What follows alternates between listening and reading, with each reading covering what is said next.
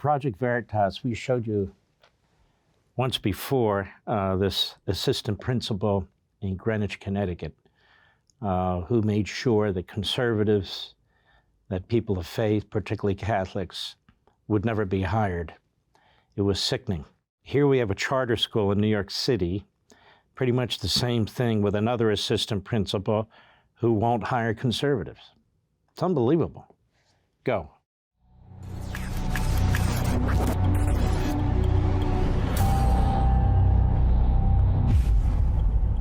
Meet Todd Soper, assistant principal of neighborhood charter schools in Harlem. He's in charge of more than 670 students. Like Jeremy Boland, the vice principal in Connecticut, he also refuses to hire conservatives and has a line of questioning to reveal their political views. What would you do, though, as a principal if you knew there was a conservative applying? Would you hire such a person? Yeah. We have very specific questions, and ultimately our diversity, equity, and inclusion question, our DEI question is it's very telling if somebody has done a lot of work within themselves, within the profession. But even conservative, even Republican. And it comes out, if people don't answer that question right, they're just an automatic not what? Give me an example of not answering that question. One of the more ridiculous. They say that, diversity is about, if they say something that lends itself to be colorblind, which could happen, it's everyone is equal, those things that are well-intentioned statements, but they're missing the depth of understanding of how the intersections of our identity live out in the world. Now, just so you know, all this language,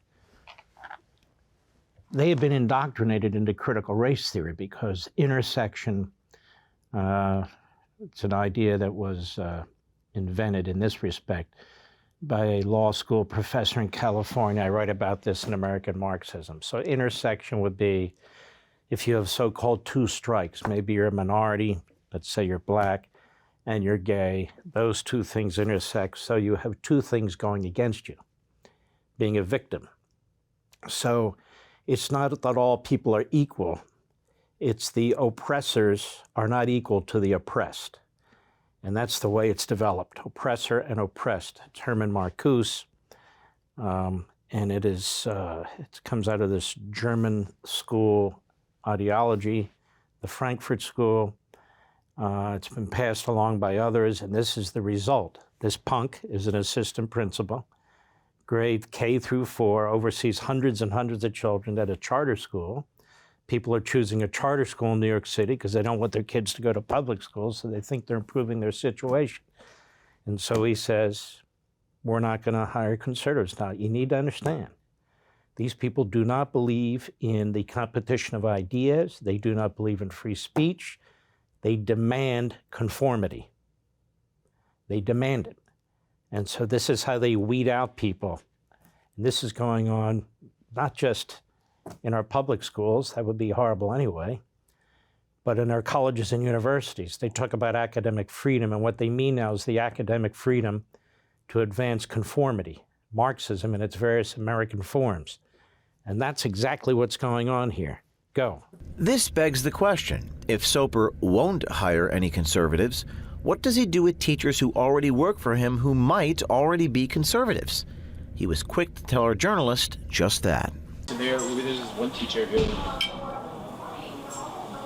almost refused to talk about Juneteenth a few years ago and didn't want to teach a lesson in addition to their neurodiversity and their special needs. Our students' lives matter based on the color of their skin and how that intertwines into the context of the world.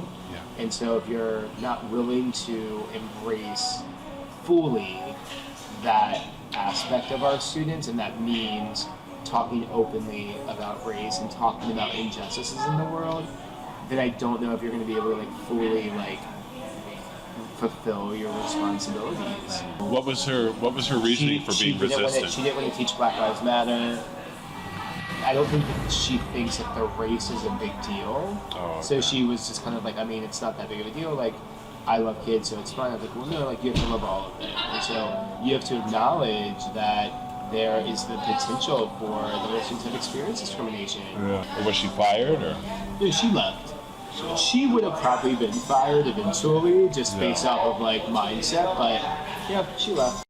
It's clearly worrisome that these institutions will be responsible for our children's growth and well-being. Classrooms are not meant to indoctrinate students. Soper tries to push his political agenda onto students as young as 5. Watch how he discusses bringing Pride Day to kindergartners.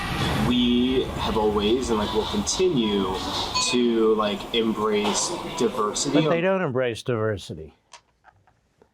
They embrace, among other things, perversity.